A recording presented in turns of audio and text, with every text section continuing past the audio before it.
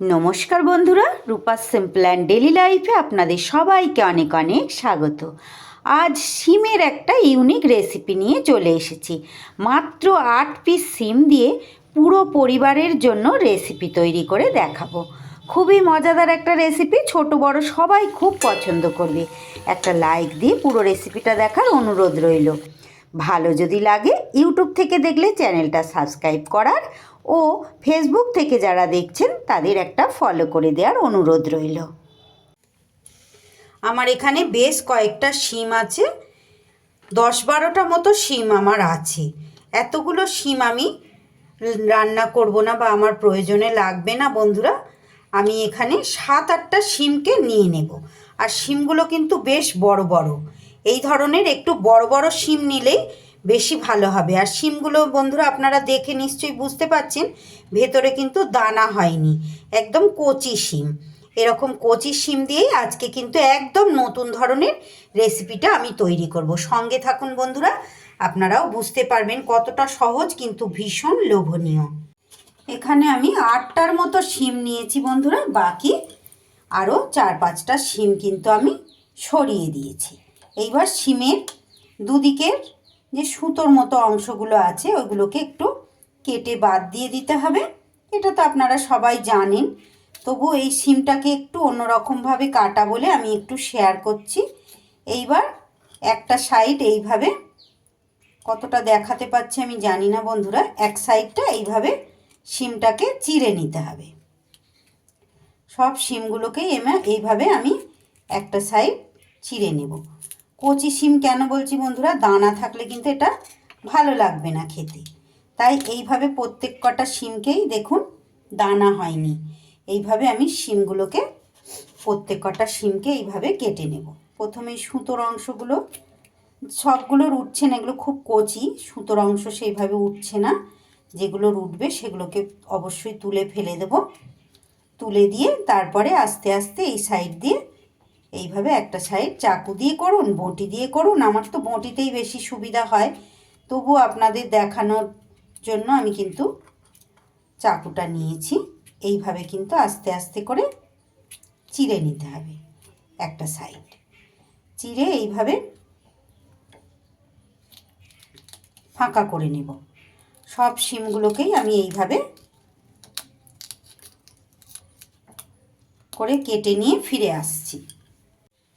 শিমগুলো কিন্তু সব কটাই আমি এইভাবে দেখুন বন্ধুরা এইভাবে করে নিয়েছি। শিম কিন্তু আমি আগে থেকে ধুয়ে নিয়েছিলাম ভালো করে, তারপরেই কিন্তু এই কাজটা করেছি। সব কটা আমার হয়ে গেছে। এইবার এটাকে সরিয়ে রেখে এখানে আমি নিয়ে নিয়েছি 3টে মাঝারি সাইজের সিদ্ধ আলু। আলুটা আমি আগে থেকে সিদ্ধ করে রেখেছি।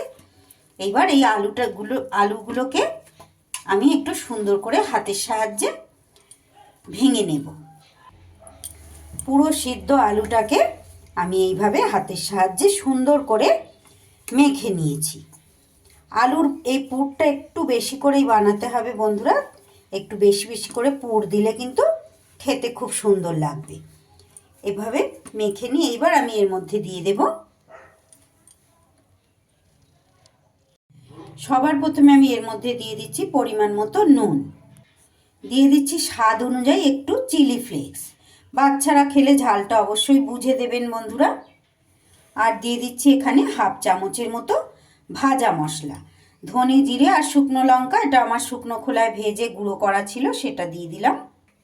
চটপটা স্বাদের জন্য দিয়ে দিচ্ছি একটু আমচুর পাউডার। এখানে আপনারা চাট মশলা কিংবা লেবুর রসও দিতে পারেন। আর একটু দিয়ে দিলাম আমি ধনে পাতা কুচি। আপনারা যদি চিলি ফ্লেক্সটা অপছন্দ করেন বন্ধুরা, চিলি ফ্লেক্সের জায়গায় আপনারা কিন্তু এখানে কাঁচা লঙ্কা কুচিও দিয়ে দিতে পারেন। আমি একটু ঝালের জন্য এখানে চিলি ফ্লেক্সটা ব্যবহার করেছি। সবই হাতের কাছে থাকা জিনিস দিয়েই কিন্তু তৈরি করছি প্রত্যেক দিনের মতো। খুব ভালো লাগবে বন্ধুরা। এই আলুটাকে যত সুন্দর করে মাখানো হবে রেসিপির স্বাদ কিন্তু ততই ভালো হবে।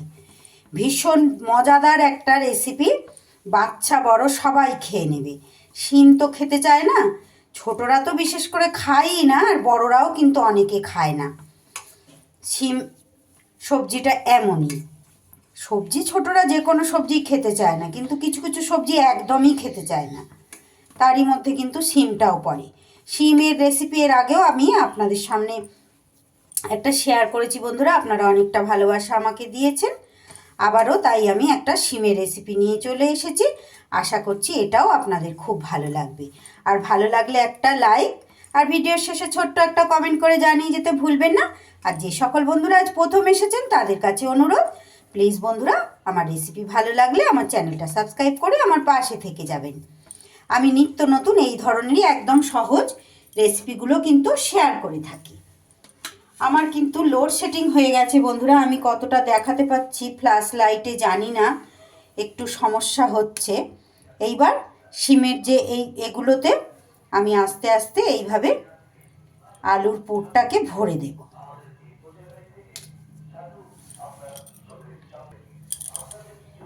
হাতের সাহায্যে দেখুন এইভাবে পুরো শিমটার মধ্যে আমি পুর ভরে দিলাম। খুব লোভনীয় হবে খেতে বন্ধুরা।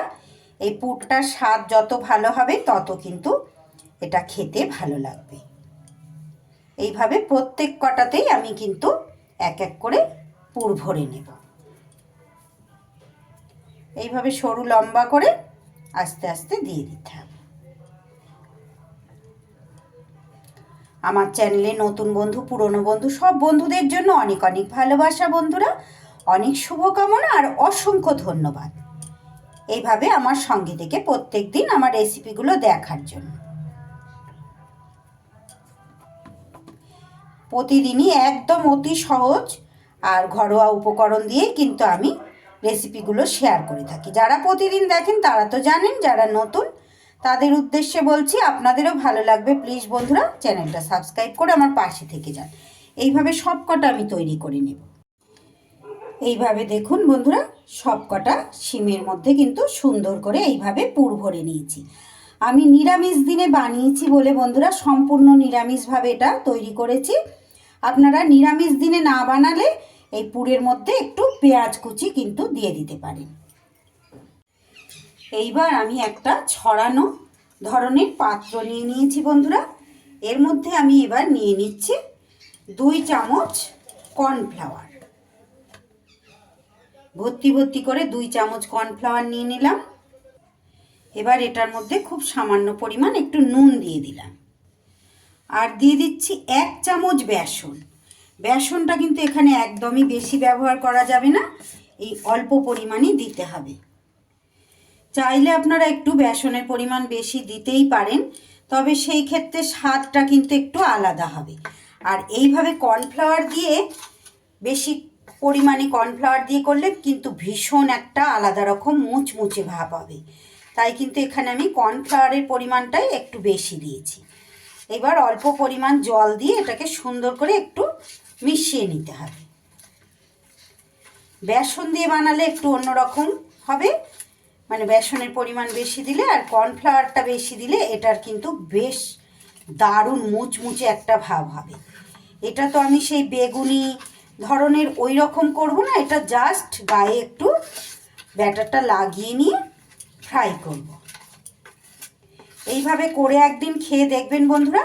নিরামিষ দিনে ডালের সাথে 2 পিস করে যদি এইটা থাকে আর কিন্তু কিচ্ছু খুঁজবে না, ছোট বড় সবাই খুব মজা করে কিন্তু খেয়ে নেবে। আমি এখানে 8টা শিম দিয়ে গোটা পরিবারের জন্য এই রেসিপিটা কিন্তু তৈরি করে নিচ্ছি। সুন্দর করে বেসন আর কর্নফ্লাওয়ার কিন্তু আমার মেশানো হয়ে গেছে। এইবার গ্যাসে আমি কড়াই বসিয়ে কড়াইতে দিয়ে দিচ্ছি বেশ কিছুটা পরিমাণ রাইস ব্রেন অয়েল। এদিকে এটার মধ্যে দেখুন একটা শিম আমি এইভাবে দিয়ে দিয়েছি। আস্তে আস্তে এইভাবে ব্যাটারটা আমি লাগিয়ে নেব। খুব বেশি মোটাও হবে না অথচ একদম পাতলাও না, ব্যাটারটা আমি এমনভাবে তৈরি করেছি। দেখে নিশ্চয়ই বুঝতে পারছেন। আর এইভাবে আলুর দিকটাতেও ভালো করে দিয়ে দিতে হবে। আমি এক হাত দিয়ে দেখাচ্ছি বন্ধুরা, একটু হয়তো সমস্যা হচ্ছে। এইভাবে পুরোটা সুন্দর করে লাগিয়ে নিতে হবে। পাশে আরও একটা দিয়ে দিয়েছি দেখুন। একটু অবশ্যই এরকম ছড়ানো পাত্রই করবেন বন্ধুরা, তাহলে কিন্তু সুবিধা হবে। এইভাবে আলুর সাইডগুলোকেও লাগিয়ে দিতে হবে। চামচে করে এই কাজটা হয়ে যাবে সুন্দরভাবে। খুব সহজ, যে কেউ বানিয়ে নিতে পারবেন। নিরামিষ দিনে একদিন বানিয়ে এইভাবে দেখবেন বন্ধুরা, বাড়ির লোক খেয়ে কি বলে তারপরে আমাকে কমেন্ট বক্সে এসে জানিয়ে যাবেন। দুটো আমার রেডি হয়ে গেল। তেল গরম হলে এইবার এইভাবে দিয়ে দেব।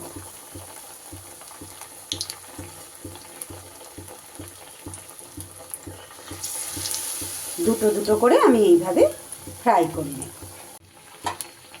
এগুলো কিন্তু হাই ফ্লেমে একদমই ভাজা যাবে না বন্ধুরা, তাহলে কিন্তু শিমগুলো তাড়াতাড়ি লাল হয়ে যাবে আর কাঁচা কাঁচা থাকবে।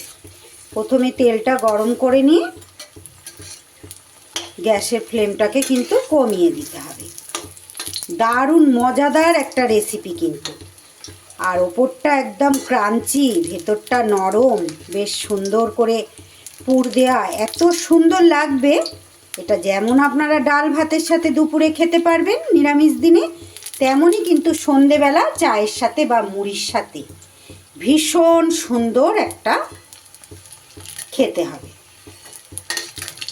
এইভাবে উল্টে পাল্টে সুন্দর করে ভেজে নিতে হবে। এই দুটো কিন্তু আমার বেশ সুন্দর করে ভাজা হয়ে গেছে। কি সুন্দর ফোলা ফোলা হয়েছে আর এত ক্রাঞ্চি হয়েছে যে কি বলবো। বাচ্চারা কিন্তু এটা দুটো খেতেই পারবে না, যেহেতু বেশ অনেকটা পুর দেয়া আছে, বাচ্চাদের একটাই যথেষ্ট। এবার এগুলোকে আমি তুলে নিলাম। সেকেন্ড ব্যাচে কিন্তু আমি 3টে দিয়ে দিয়েছি একই সাথে। ফার্স্ট ব্যাচে 2টো দিয়েছিলাম, এবারে 3টে দিয়েছি, আবার বাকিগুলো পরের ব্যাচে দিয়ে দেব। প্রত্যেক কটা সুন্দর করে আমার কিন্তু ফ্রাই করা হয়ে গেছে। দেখে নিশ্চয়ই আপনারা বুঝতে পারছেন কতটা লোভনীয় হয়েছে। হ্যাঁ বন্ধুরা, সত্যি খুব লোভনীয় হয়েছে। আজ আমি গরম ডাল আর ভাতের সাথে কিন্তু এটা পরিবেশন করব। আপনারা ভাতের সাথে বা চা মুড়ির সাথেও কিন্তু পরিবেশন করতে পারেন। আমার আজকের এই সহজ লোভনীয় রেসিপিটি যদি আপনাদের ভালো লাগে, প্লিজ বন্ধুরা একটা লাইক, কমেন্ট, শেয়ার ও সাবস্ক্রাইব করে আমার পাশে থাকবেন। সবাই খুব ভালো থাকবেন, সুস্থ থাকবেন। আবারও ফিরে আসছি আগামী দিন এমনই কোনো সহজ লোভনীয় রেসিপির সাথে। সকলকে অসংখ্য অসংখ্য ধন্যবাদ পুরো রেসিপি দেখার জন্য।